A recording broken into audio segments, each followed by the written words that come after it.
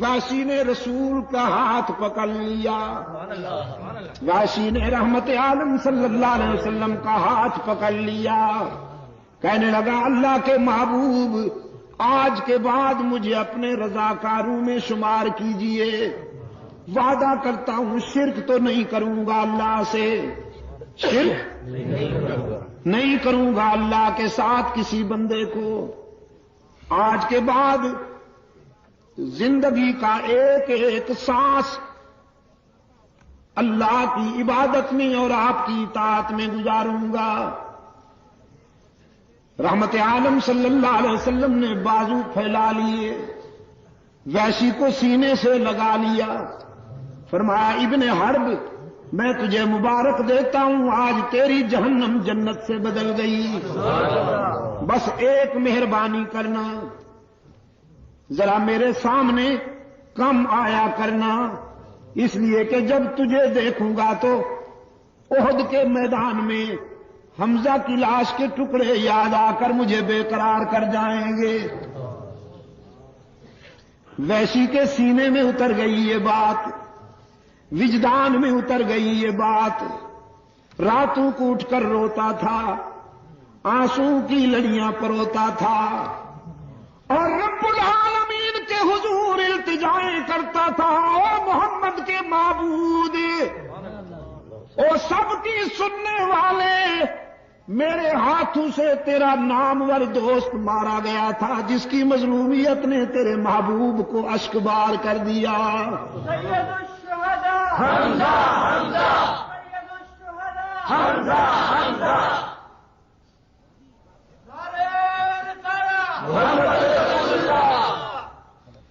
الہ العالمین کچھ نہیں مانگتا ہوں، بس ایک آرزو ہے، ان ہاتھوں سے تیرا دوست قتل ہوا تھا، اب انہی ہاتھوں سے اپنا کوئی نامور دشمن بھی مروا دے، تیرے دوست کو میں نے قتل کیا، تیرے محبوب کے آنسو دیکھے تھے، اب کوئی اپنا نامور دشمن بھی میرے ہاتھوں سے مروا دے تاکہ حشر میں تیرے محبوب کی مسکراہٹ نصیب ہو جائے۔ وہ بڑا رحیم و کریم ہے۔ سن لی حمزہ کی بات، وحشی کی بات، خلافت راشدہ کے پہلے تاجدار صدیق اکبر کی متفقہ قیادت میں اس امت نے جہاں اور بہت سے محاذوں پر فتوحات حاصل کی، منکرین زکوٰۃ کی سرکوبی کی، مرتدین کی سرکوبی کی، وہاں منکرین ختم نبوت کو بھی پیوند زمیں کیا صدیق اکبر کی قیادت میں امت مسلمہ نے۔ مسلمہ کذاب، جھوٹا داعی نبوت، جس نے نبوت کا دعویٰ کر رکھا تھا رحمت عالم صلی اللہ علیہ وسلم کے مقابلے میں، صدیق اکبر کی قیادت میں یہ امت اس فتنے کے خلاف جہاد کر رہی تھی، بڑے سجیلے نوجوان بھرتی تھے، مجاہدین کا لشکر تیار تھا، اس لشکر میں وحشی بن حرب بھی شامل تھا، میدان میں تیاری ہو رہی ہے، صبح میدان میں اترنا ہے، وحشی ساری رات دعا مانگتا رہا، مجاہد تیر و تلوار کو درست کرتے رہے اور وحشی رات کے سناٹے میں آنسو کی برسات میں دعا مانگتا رہا، رب العالمین میری آرزو پوری کر دے۔ صبح ہوئی، لشکر میدان میں اترا، کچھ دیر کے بعد وحشی کی آواز گونجی، فرزندان اسلام مبارکباد دو، محمد کے خدا نے میری آرزو پوری کر دی۔ لوگوں نے دیکھا وحشی مسلمہ کے سینے پہ پاؤں رکھے ہوئے ہیں اور اس کا سر کاٹ کر نیزے پہ اٹھا رکھا ہے، آنکھوں میں خوشی کے آنسو ہیں، لبوں پہ فاتحانہ مسکراہٹ ہے، کہنے لگا احد کے منظر نے رسول اکرم کو آبدیدہ کر دیا تھا، اب اس ادا کے ساتھ حشر میں رحمت عالم کے سامنے پیش ہو کر کہوں گا محمد تیرے دوست کو بھی میں نے قتل کیا تھا، لیکن پھر تیرے بعد نبوت کا دعویٰ کرنے والے کو بھی جہنم رسید کر کے آیا ہوں۔ فتح مکہ کے بعد اللہ کے رسول صلی اللہ علیہ وسلم کی خدمت میں ایک مایوس انسان حاضر ہوتا ہے۔ عرب کا نامور قاتل تھا جس کے نام میں بھی وحشت ہے، وحشی۔ باپ کا نام ہے حرب، اپنے نام میں بھی وحشت ہے، باپ کے نام میں بھی سفاکیت ہے، گویا دو آتشا۔ کرائے کا قاتل تھا۔ بڑے لوگ اپنے دشمنوں کو راستے سے ہٹانے کے لیے وحشی سے دھماکے کروایا کرتے تھے۔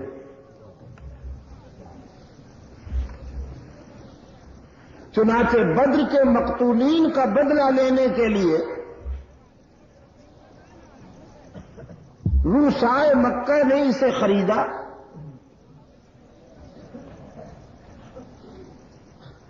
اور اسے پابند کیا کہ تم اسلام کا ایک بازو شمشیر افغن توڑ ڈالو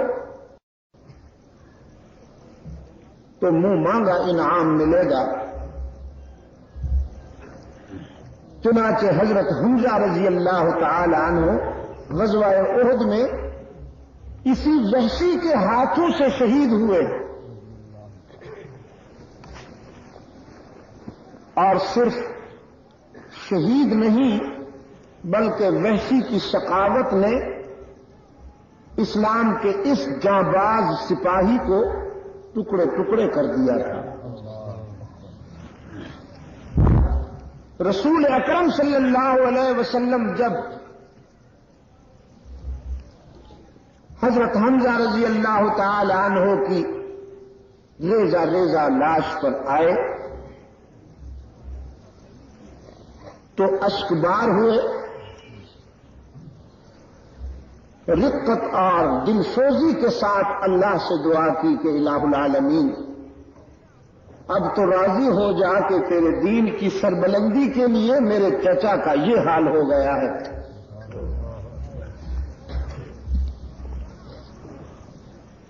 ہاں صرف اشک بار ہوئے بس۔ ارباب علم و دانش ملحوظ رکھیں اور اسے یاد رکھیں کہ انتہائی دکھ اور مصیبت میں اسلام انسانی جذبات کو اعتدال میں دیکھنا چاہتا ہے۔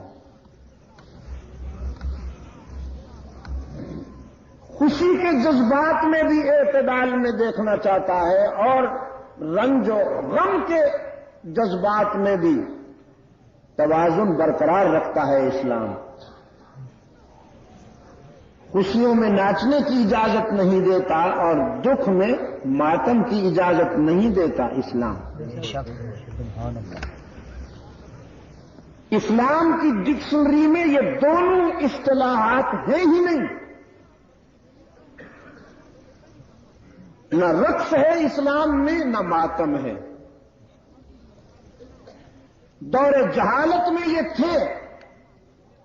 اسلام کی صبح طلوع ہونے سے پہلے دور جہالت میں بسنے والا انسان خوشیوں میں ناچتا تھا اور دکھوں میں سر پیٹتا تھا، ماتم کرتا تھا۔ لیکن جب اسلام کی صبح صادق طلوع ہوئی تو ڈکشنری چینج ہو گئی، رقص کی جگہ شکر آ گیا اور ماتم کی جگہ صبر آ گیا۔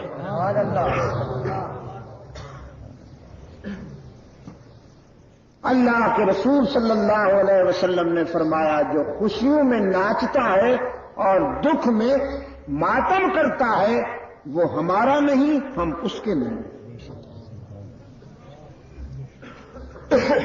یہ اثر تھا تعلیمات مصطفی کا کہ وہ معاشرہ جو اسلام کا مثالی معاشرہ ہے،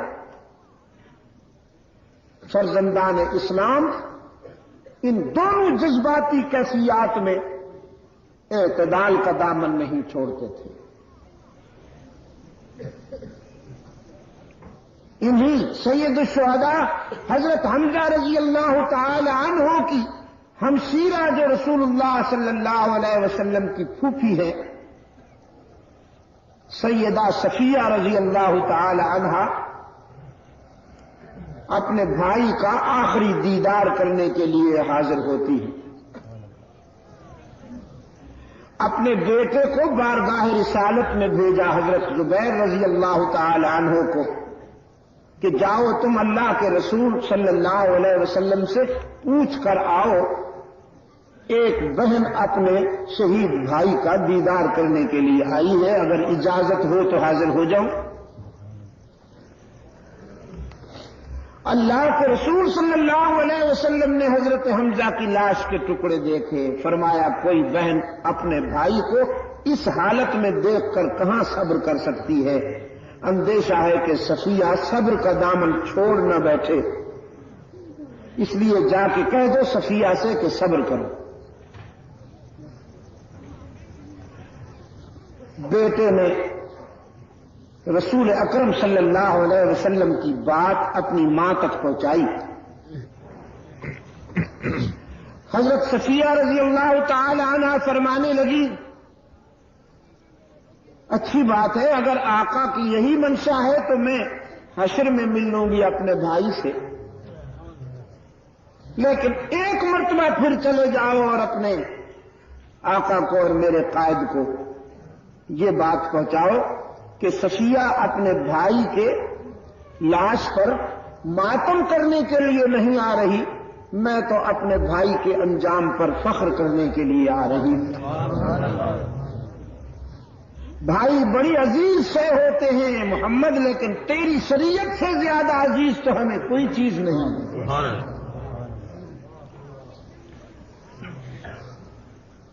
میری مائیں بہنیں اور بیٹیاں حسن اتفاق سے آج براہ راست میری گفتگو سن رہی ہیں۔ آپ ذرا ذرا سی دلچسپیوں میں شریعت کا بارڈر کراس کر جاتی ہیں،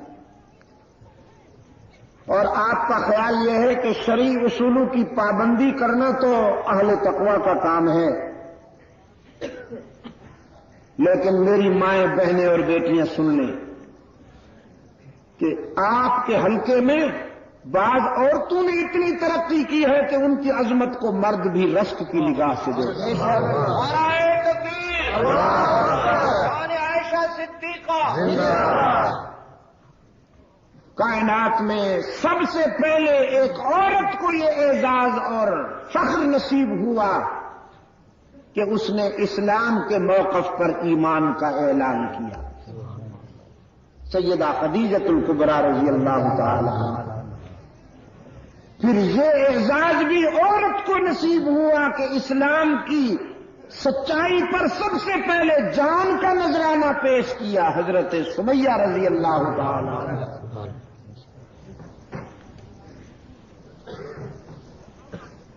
قرآن کریم کی حافظہ ہیں عورتیں، حدیث سے شناسا ہیں۔ سیدہ عائشہ صدیقہ رضی اللہ تعالی عنہا عورتوں میں سب سے پہلے قرآن حفظ کرنے کی سعادت حاصل کرتی ہیں، اور پھر ان کی ذہانت و فطانت میں اس امت تک رسول اکرم صلی اللہ علیہ وسلم کی 2210 حدیثیں پہنچائی۔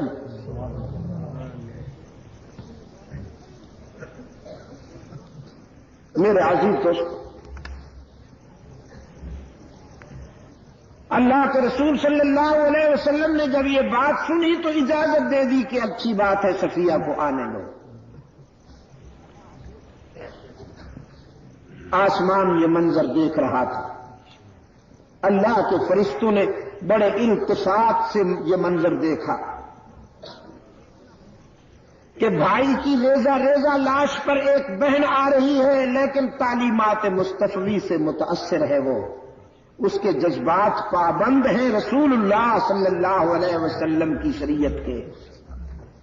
بھائی کے لاش کے قریب آئی، لاش کے ٹکڑے دیکھ کر انا للہ و انا الیہ راجعون پڑھا، اور پھر بیٹھ کر رسول اکرم صلی اللہ علیہ وسلم کے چہرے کی طرف فاتحانہ نگاہوں سے دیکھ کر کہنے لگی، ایسے کئی بھائی بھی ریزہ ریزہ ہو جائیں، اللہ کا محبوب جو سلامت ہے سودا مہنگا نہیں ہے۔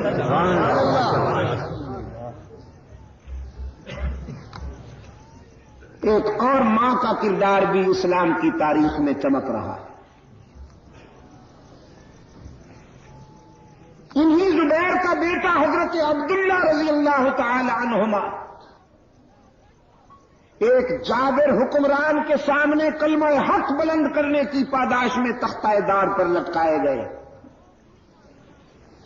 اور جابر سلطان نے حکم دیا لاش کو یہیں پھانسی پہ لٹکتے رہنے دینا چاہیے تاکہ لوگ دیکھیں اور عبرت حاصل کریں کہ ہمارے سامنے لب کشائی کرنا جان سے ہاتھ دھونے کے مترادف ہے۔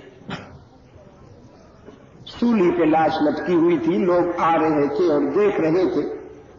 ایک دن ماں دیکھنے کے لیے چلی آئی اپنے لخت جگر کو، حضرت اسماء رضی اللہ تعالی عنہ۔ بڑی تعداد میں لوگ اس خاتون کے ساتھ ساتھ آئے یہ دیکھنے کے لیے کہ بیٹے کی لاش کو دیکھ کر ایک ماں کا رد عمل کیا ہوگا، ری ایکشن کیا ہوگا۔ لوگوں کا خیال تھا سر پیٹ لے گی، گریبان پھاڑے گی، چیخے گی، چلائے گی، آسمان سر پہ اٹھا لے گی۔ لیکن حضرت اسماء رضی اللہ تعالی عنہا جب اپنے بیٹے کے قریب آئی، لاش کو لٹکتے ہوئے دیکھا، انا للہ و انا الیہ راجعون پڑھنے کے بعد فرمانے لگی، شاباش میرے لخت جگر، تو نے میرے دودھ کا حق ادا کر دیا ہے۔ جابر حکمران کے سامنے کلمہ حق بلند کیا ہے نا بیٹا، شاباش، بکے تو نہیں ہو، جھکے تو نہیں ہو، کلمہ حق کہہ کر تختہ دار کو چوم لیا ہے نا بیٹا، میں تجھ پہ فخر کرتی ہوں۔ پھر لوگوں کی طرف دیکھ کر فرمانے لگی، مجھے مبارکباد دو، میرا بیٹا کتنا اچھا خطیب ہے، تختہ دار پہ بھی آزادی کا خطبہ دے رہا ہے کہ چڑھ جائے کٹ کے سر تیرا نیزے کی نوک پر، لیکن تو ظالموں کی اطاعت نہ کر قبول۔ اسلام میں ماتم حرام ہے دوستو، صبر کا حکم ہے، ماتم کا نہیں، شکر کا حکم ہے، رقص کا نہیں۔ تو میں عرض یہ کر رہا تھا، اللہ کے رسول صلی اللہ علیہ وسلم کی آنکھیں آنسوں سے بھر آئیں حضرت حمزہ رضی اللہ تعالی عنہ کی مظلومیت کو دیکھ کر۔ چنانچہ یہی وحشی فتح مکہ کے بعد جو قاتل ہے حمزہ کا، شرمندہ ہو کر احساس ندامت سے اللہ کے رسول صلی اللہ علیہ وسلم کی خدمت میں حاضر ہوا اور کہنے لگا، اگر میں اسلام قبول کر لوں تو کیا میرے جرائم معاف ہو سکتے ہیں؟ میری خطائیں معاف ہو سکتی ہیں؟ اللہ کے رسول صلی اللہ علیہ وسلم نے فرمایا، ہاں، اگر تم اسلام قبول کرنے کے بعد ایک جرم نہ کرو،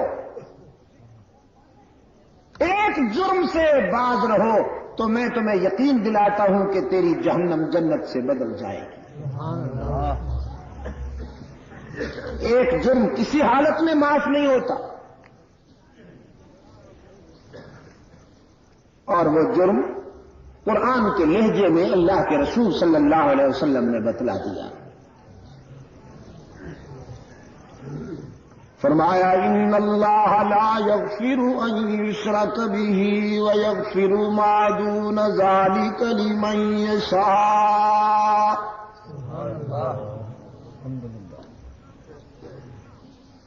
ان اللہ لا یغفر ان یشرک بہ ویغفر ما دون ذلک لمن یشاء. یہ ان حرف تاکید ہے. بات کو مؤکد اور یقینی بنانے کے لیے رب العالمین نے فرمایا بالیقین اللہ شرک کرنے والے کو معاف نہیں کرتا، باقی جسے چاہے معاف کر سکتا ہے.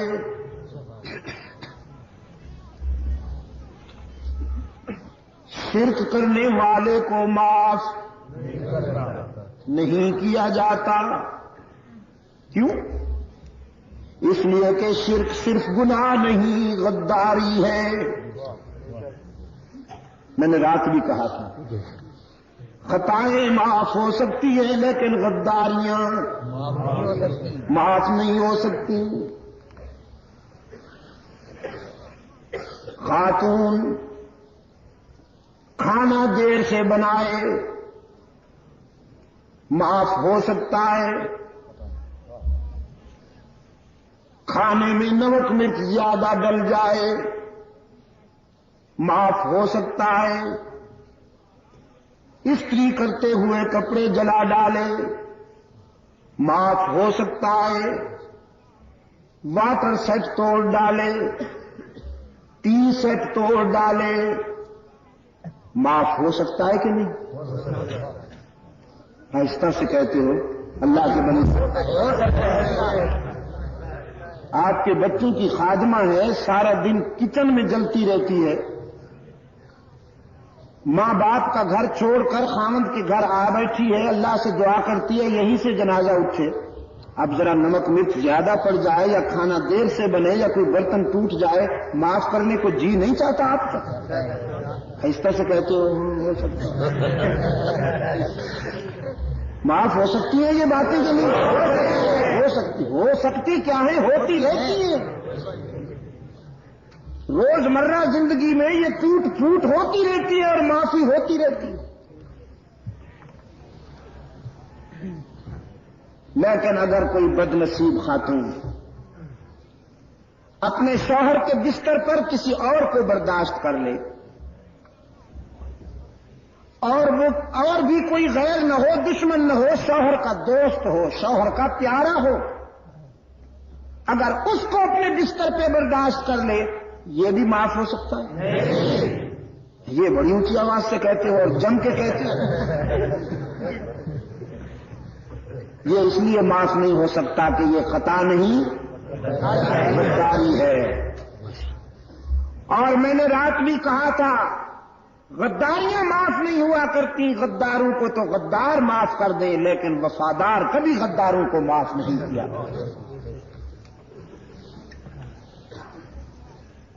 آپ اپنے غداروں کو معاف نہیں کرتے تو اللہ سے کوئی کیوں یہ توقع رکھے کہ وہ اپنے غداروں کو معاف کرتے؟ آپ کا کوئی پیارا آپ کے حق کے ازدواجیت میں شریک ہو جائے تو آپ کی غیرت کا سمندر متلاطم ہو جاتا ہے، آپ اسے معاف نہیں کرتے. تو اگر اللہ کے کسی پیارے کو اس کے حق میں شریک کر لیا جائے تو اللہ بھی اسے معاف نہیں کرتے. سجدے میں، رکوع میں، قیام میں، ندا و پکار میں اللہ کے کسی پیارے کو اگر شریک کیا جائے گا تو اللہ کا غیظ و غضب اسے کبھی معاف نہیں کرے. یاد رکھیے گا پشاور کے روشن ضمیروں، اللہ کے پیاروں سے محبت رکھو، اللہ کے پیاروں سے عقیدت رکھو. ہم تو اس حد تک اللہ کے پیاروں سے عقیدت رکھتے ہیں کہ دعا مانگتے ہیں اے اللہ ہمیں آخرت میں بھی اپنے پیاروں کے ساتھ محشور فرما، وتوفنا مع الابرار. اللہ کے پیاروں سے محبت رکھو لیکن اللہ کے حقوق میں انہیں شامل نہ کرو. سجدہ کس کا حق ہے؟ اللہ کا. جزاکم اللہ.